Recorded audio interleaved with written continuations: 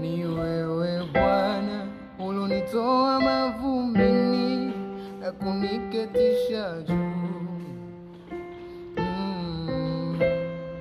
Ni wewe Bwana uloniokoa na ajali mbaya, mpaka leo ni hai. Sasa nikuimbie vipi kwa zeze firimbi, nitukuze jina lako. Sasa nikuimbie vipi kwa zeze firimbi, nitukuze jina lako.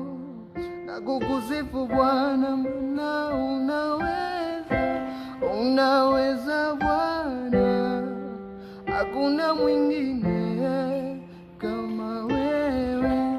Maana unaweza Bwana, hakuna mwingine